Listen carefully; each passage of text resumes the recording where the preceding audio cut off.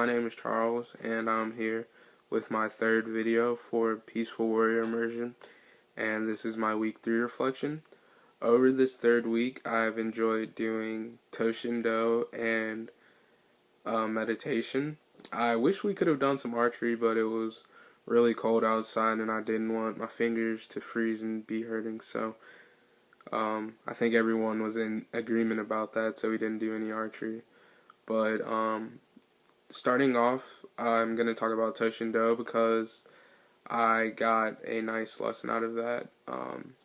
So at the Dayton Quest Center with Mr. Norris and Mr. Hayes, we were doing some more training. This week we did some fire training, and during one of the techniques that we were learning, Mr. Norris had told us about the how to stop conflict in advance, and he said that conflict resolution doesn't happen at the moment that we spot the conflict.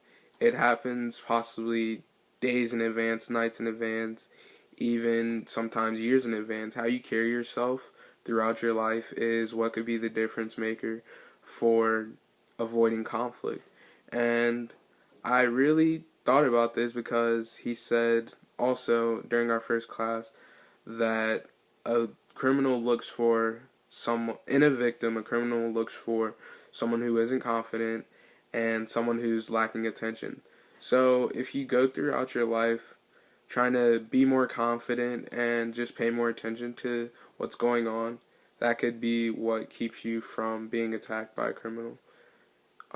Also this week, when we were doing meditation, I had one of my best experiences throughout the whole immersion because I really felt connected with everyone in the room, and I just felt this amazing energy going on. So on Friday in the afternoon, one of the last things we did coming back from lunch was a 25-minute meditation while listening to Reggie Ray and Jacob McGlone, who helped us throughout the immersion with some of our meditation, and they guided us through some things. And at first I was thinking, this is going to be just some regular meditation. We all might not be as focused because they're coming back from lunch and it's a Friday. We all just want to go home, but it actually turned out to be the complete opposite because I think this was the best meditation that we've ever had throughout the whole week. And also earlier in the morning, we had this discussion, and Jacob, he felt a little upset because not everyone was into the meditation, I guess, earlier in the morning because it was just hard for all of us to focus. And then coming into the afternoon session, I kind of was thinking like, oh, this is going to be weird doing another meditation if he was a little upset with us this morning. Well, I'm not going to say upset, he was just a little hurt because he felt that we were missing out on information that took him about like 6 years of his life to get, and we're just being given it in like 45 minutes. And when he said that, I kind of thought about some things that happen with me in life, because there may be something that I've worked hard for, which was a job over the summer, where I've been working at this job for about 4 years, whereas someone else who I've seen come in 3 years, they've gotten more money than me, and I haven't gotten as much money as them. But I was upset by that because I've been working longer than them, and I felt like I've been putting in more effort and more time, but here they are, maybe doing the same thing, I don't know, but here they are in less years, and they've gotten more money than me. So I kind of could see where Jacob was coming from and how he felt about that.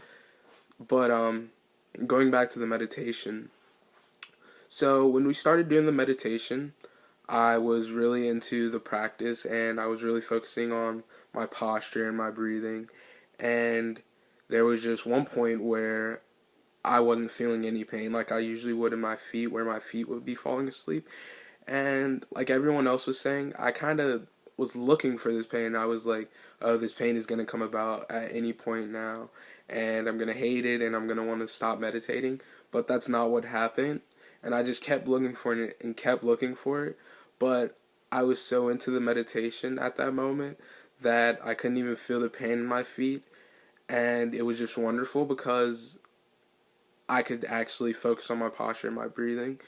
And once we were done with the meditation, there was just this energy in the room where I really felt connected to everyone in the room, and I felt like we were all one, and actually, like, I loved everyone that was on my immersion, and I didn't want that moment to go away because it was just something so beautiful and something so precious that you really can't get back, and like you can't explain to someone. Like, you really can't explain that experience with someone else. You just have to either do it or you just have to understand from self-experience. And it was just something that I had never experienced before after just spending 25 minutes with someone and just meditating with them, and it was just amazing. Friday's experience was just something that opened me up and made me understand why people spend years of their lives and time out of their lives to really want to focus on meditating and get the true beauty out of it. And it really made me understand how Mr. Squires felt after his 3 weeks on his retreat with the people that he was with, because he had a better connection with those people, but he didn't even talk to them.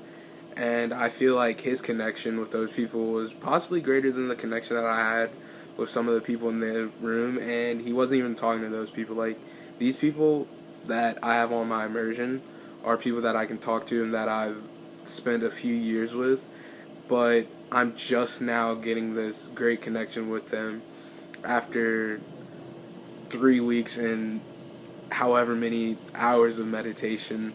So I have been just thankful for everything we've done so far, and yeah, that's my reflection video. Thank you for watching.